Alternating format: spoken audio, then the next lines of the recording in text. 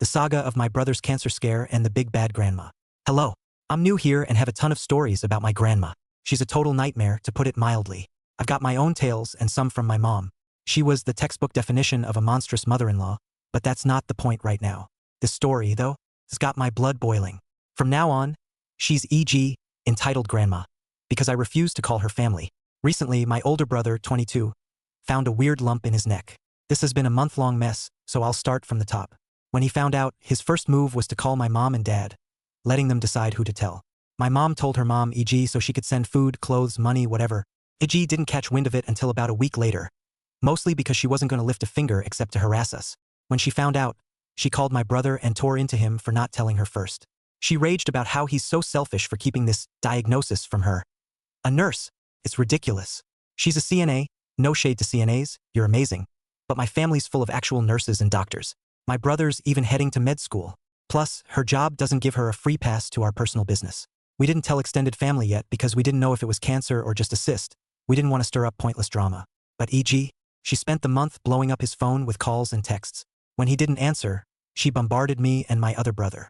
I don't even live with my brother or talk to him much, so why she called me 45 times in 2 days is beyond me.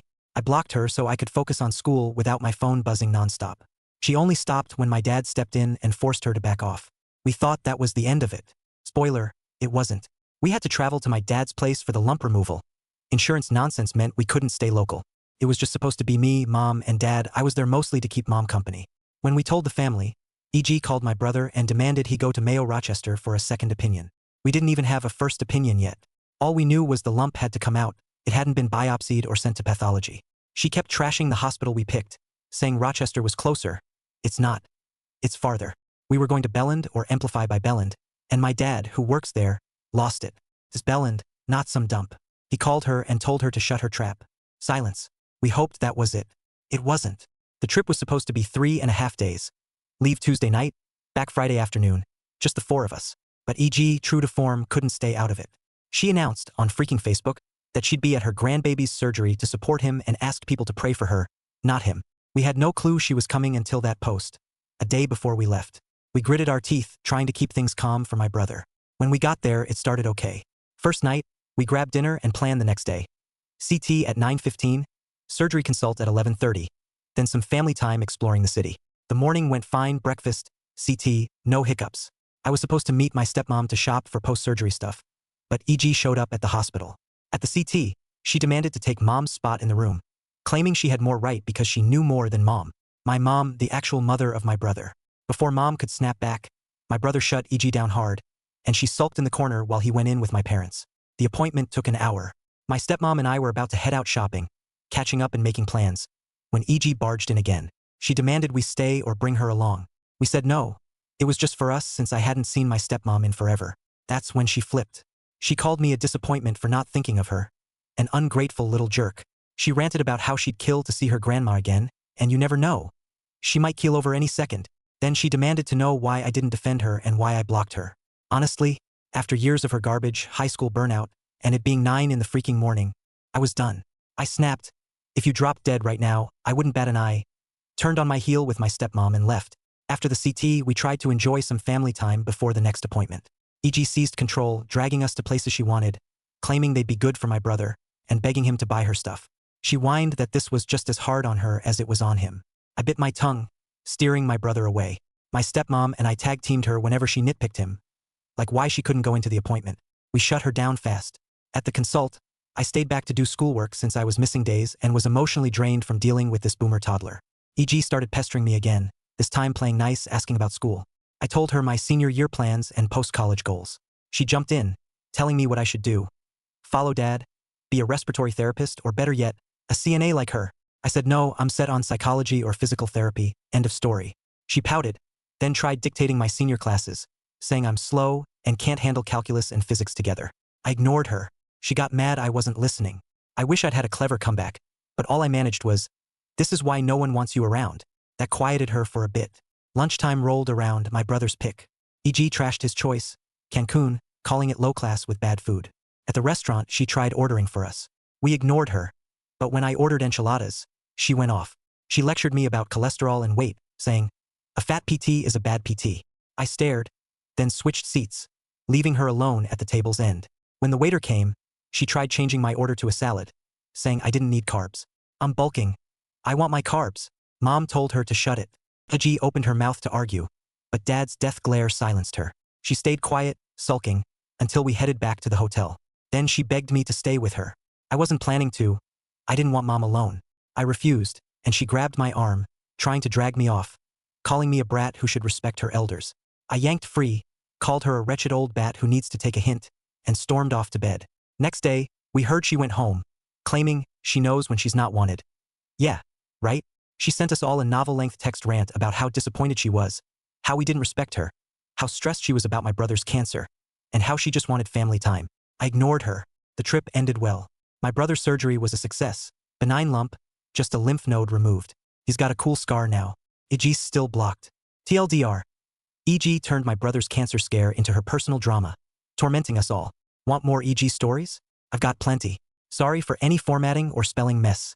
I'm dyslexic. Smiley face. Fiancée's aunt is the worst and ruined my proposal.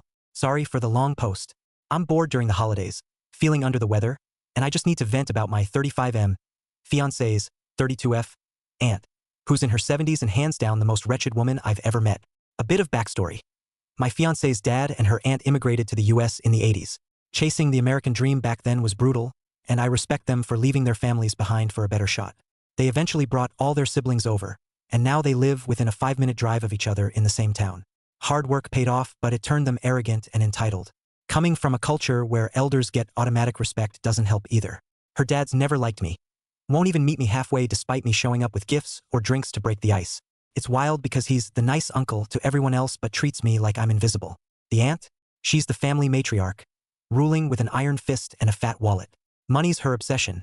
She measures your worth by your bank balance. Anyway, my fiancé and I got engaged this year after 10 years together. We'd have done it sooner, but life threw curveballs. Like her losing her mom in 2020. When I decided to propose, her cousins told me tradition meant asking her dad and her aunt, standing in for her late mom, for permission. I was fine with that. We share the same culture, so I got it. I went to her dad first, without my then-girlfriend knowing. I braced for a fight, asked to talk, and laid out my plan to propose, suggesting we sit down. To my shock, he just said, "If you think you're ready, go for it." No emotion. No big reaction for his only daughter's partner asking for her hand. Smooth, I thought, on to the next hurdle. A couple days later, I visited the aunt. I gave her the same pitch, expecting a chat. Instead, I got a 2.5-hour verbal beatdown. She called me an outsider trying to mooch off her family, said I bring nothing worthwhile, and trashed my fiancé for even dating me. She sneered at my useless career.